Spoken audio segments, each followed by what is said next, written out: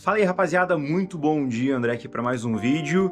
E como eu falei para vocês que esse canal ele é feito para vocês e para a gente aprender junto, hoje eu vou responder o comentário do Pedri007, que para esse vídeo a gente vai chamar de Pedrão, e ele perguntou como é que funciona essa questão de ISO para Red Komodo, já que o ISO não faz muito sentido para a câmera, tipo, não da maneira com que a gente fotógrafo, da maneira com que a gente aprendeu a mexer nas câmeras convencionais.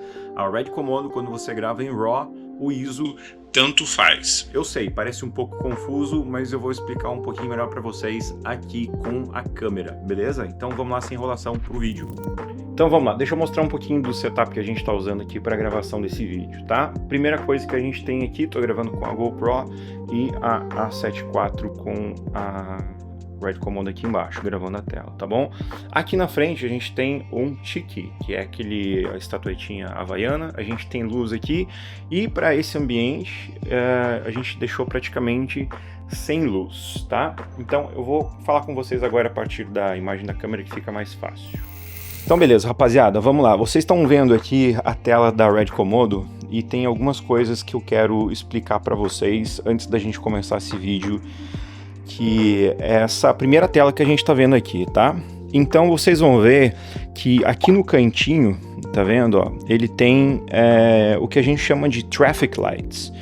Ele é totalmente, o modo de exposição da Komodo é totalmente diferente do que a gente está acostumado a ver na Sony, por exemplo. Eu vou falar muito da Sony porque a Sony era a câmera que eu estava habituado a trabalhar. Deixa eu só dar uma baixadinha no áudio aqui. A Sony era a câmera que eu estava acostumado a trabalhar, e então assim a gente já está acostumado com aquele tipo de métrica da Sony, né? 3 negativo, 3 positivo. Geralmente quando você está gravando em S-Log3 você deixa ela numa exposição mais ou menos ali de 1.3, 1.7 para fazer uma exposição adequada. Aqui na Red Komodo a gente usa o sistema de Traffic Lights. As Traffic Lights, elas indicam que quando a tua luz ela está muito baixa, você está muito no escuro, toda aquela barrinha ali de RGB, ela tende a ficar para baixo. Quando a tua exposição ela está muito estourada, né, ela está overexposed, ou seja, está acima do ideal para a câmera, aquelas imagenzinhas elas passam para cima, tá? Então, como é que o ISO funciona nessa questão? Vamos olhar primeiro a configuração da câmera, tá? Então aqui embaixo a gente está gravando a 24 fps com 800 de ISO, uma abertura bem grande de 1.8, e aqui a gente está usando o angle shutter de 172.8. Por que 172.8?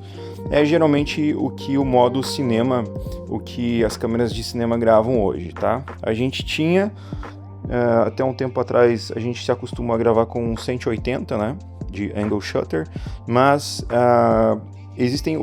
tem uma regra por trás do cinema, onde os melhores filmes, aqueles que conseguiram as melhores imagens, eles foram gravados em 172.8. que era, na verdade, o ângulo exato das câmeras cinematográficas de filme, né? Mas isso eu vou explicar para vocês em um outro vídeo, tá? Vamos trabalhar aqui com 180. Então tá ok.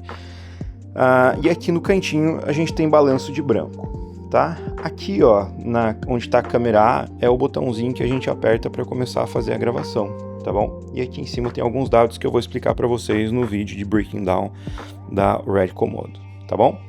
Bom, a gente tem aqui então, nessa configuração, a gente já está com a abertura máxima da lente, a gente já está com o ângulo de obturador certinho e a gente está com ISO de 800.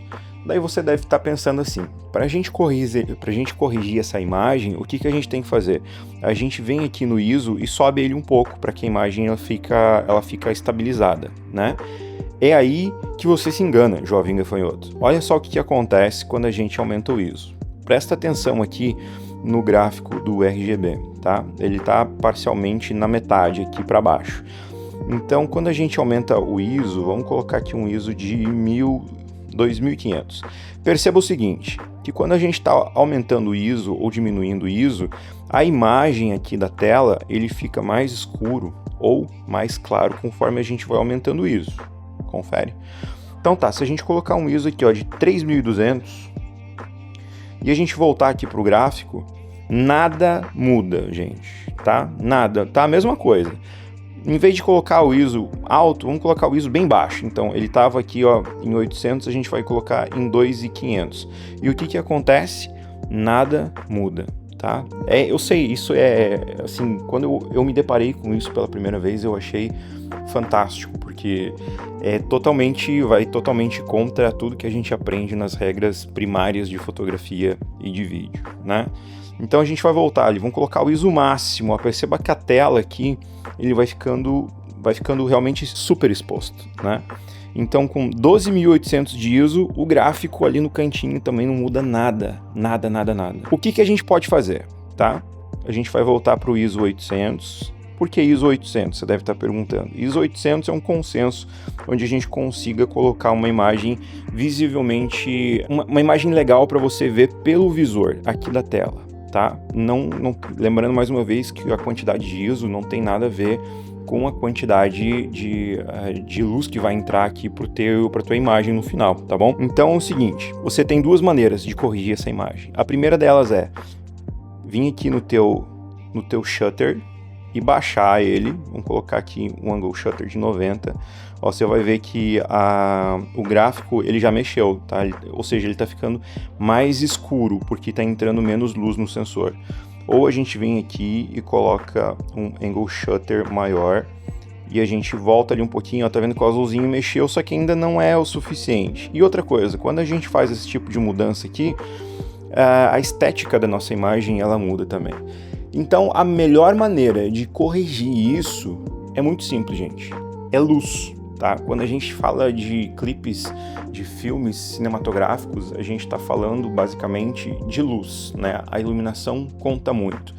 Então, para resolver esse problema, eu tenho aqui do lado, você está vendo o tripézinho. Deixa eu mostrar para vocês aqui com uma outra câmera. Ó, a gente tem algumas fontes de luz aqui. A gente tem uma tripé com uma GVM 200 e eu tenho uma luz aqui pequenininha da Small Rig, que é aquela que a gente usa para fazer luz criativa, né?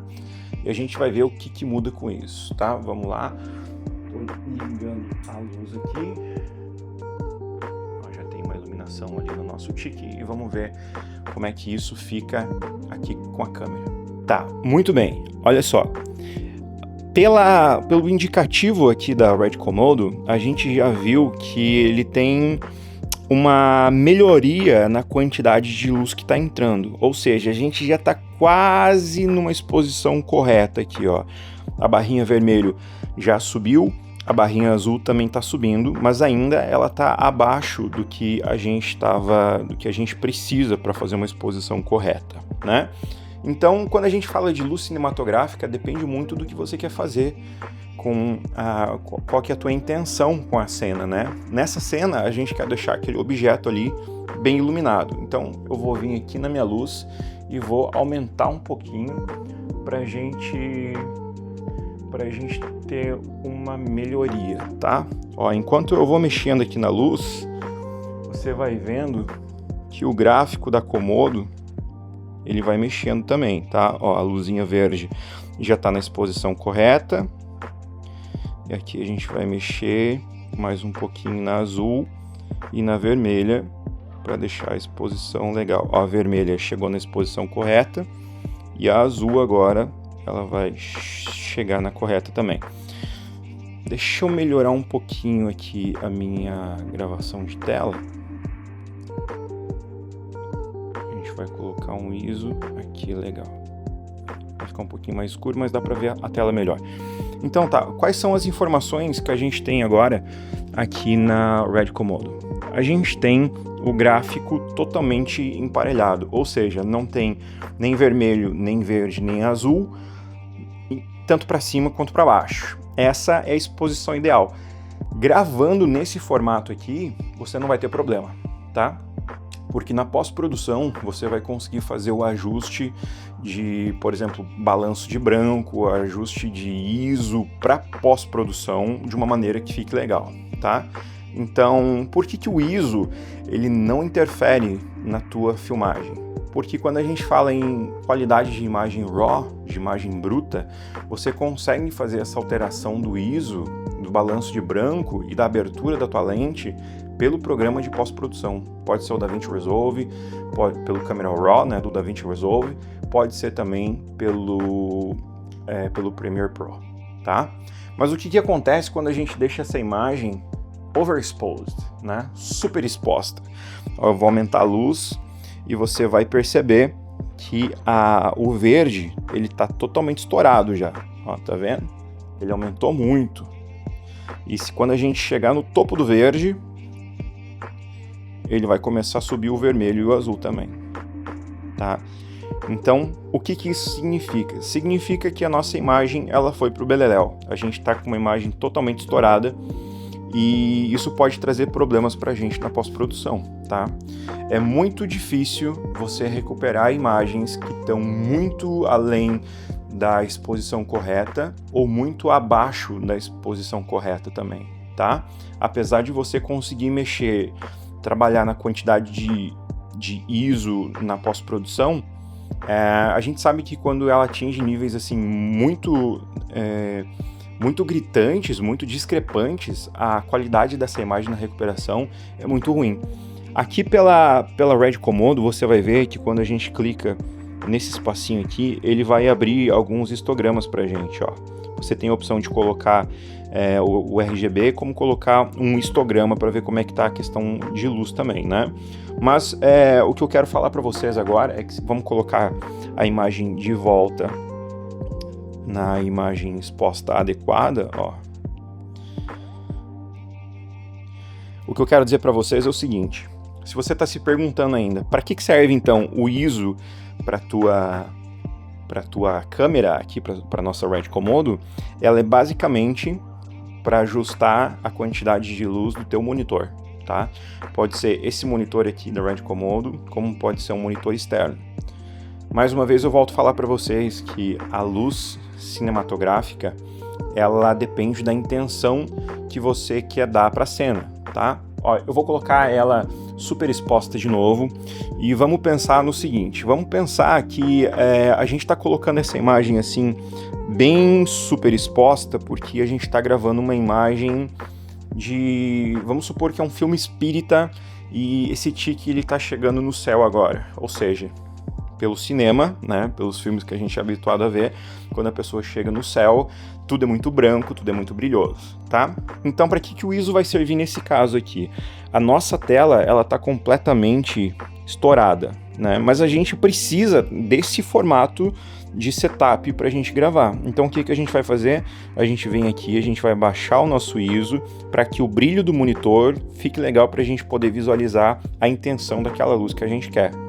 A mesma coisa serviria se a gente voltasse ela totalmente para o escuro, que nem a gente estava fazendo. A gente está pensando em gravar uma cena mais tensa, mais carregada, um filme de terror, por exemplo, e aqui a gente precisa de uma imagem bem escura.